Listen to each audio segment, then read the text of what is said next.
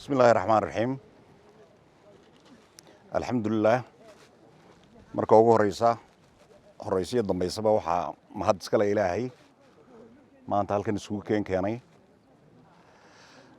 waxa aan soo dhaweynayaa marka ugu horeysa una mahadnaqayaa shacabka ina cunaaye 2 sano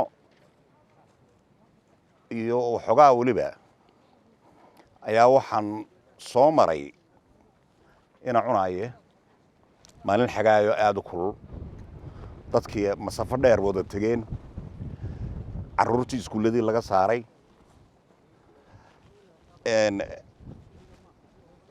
meeshii dhakhtarka ee MCH-kii uu iska yahay meel maran oo dadkii aan loo adeegi lahaa ay ka wada fogaadeen meesha biyo la'aan awgeed abaar kulayl iyo siiga fara badan waxaa ilaahay waafajiyey markii aan wasiirka ahaa inaan u damqado dadkayga oo isla maanta waxaad qaban karto lagama yaabo inaad mar kale qaban karto waxaan la kaashaday in maanta mashruucan aad arkaysaan ay maalgeliyaan garabka la yidhaahdo LDS lala dhayay waxaanu waqti badan gelinay in marka ugu horeysa intaan fundinga amba lacagta aan la bixin inaan la kaashado NGO-ga seed amba ciid oo runtii si mutadawacnimo iyagoon wax la yaalo waxa ay ka helayaan aanay jirin intaasoo sannadood ee qorshahan mashruucani maqnaa maalin walba shaqaynayay iyagu iga qaybay in surveyada meesha ugu wanaagsan biyo laga heli karo ee lacagta la gelin karo iyo riboodada aan gudbinayno si lacagta loo soo fasaxo in iyagu ay ila shaqaynayeen la'aantood may suurta gasheen waxay iyaguna ay isticmaaleen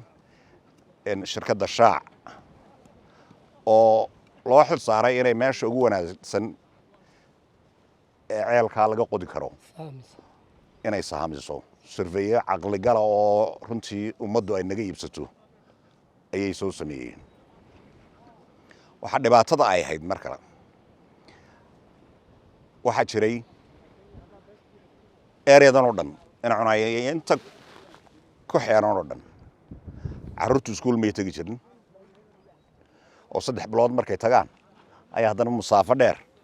oo geel iyo xoolaha loo kaxayn jiray maanta ilaahay mahadii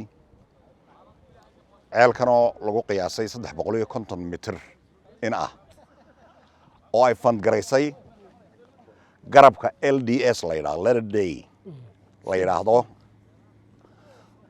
oo ku yaala xafiiskooda uu yahay gobolka Utah ee Mareykan iyo iyaga oo markaa garabkaasi ay arkeen oo yimaadeen oo mahadnaq gaara aan u dirayo nimanka Dennis Jeffrey iyo raggii nala shaqaynayay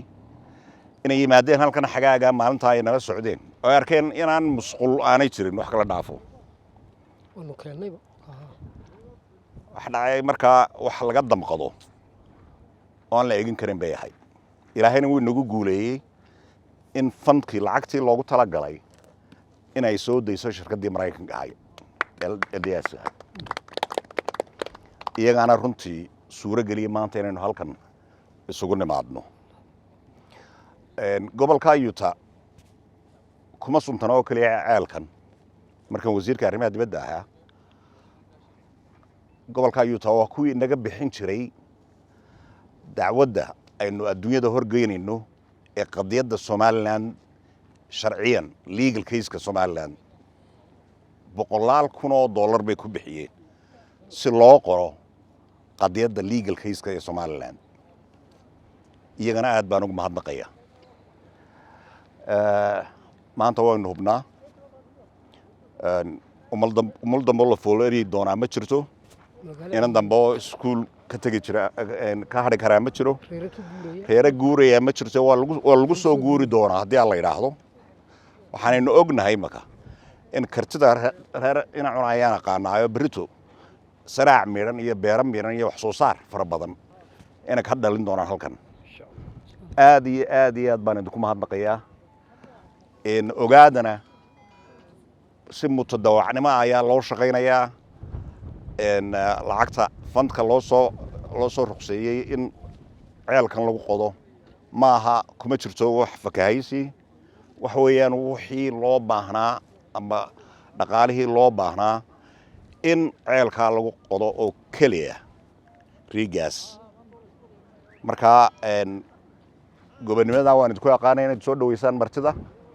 maantana waxaan rajaynayaa inayd sii wadi doontaan oo ilaahay guusha inagu guuleeyey in maanta riigankeenna halkan aynu ugu mahadnaqano aad iyo aadna waad mahadsantihiin aad iyo aadna waan idin salaamayaa asalaamu calaykum waraxmatullaahi wabarakaatu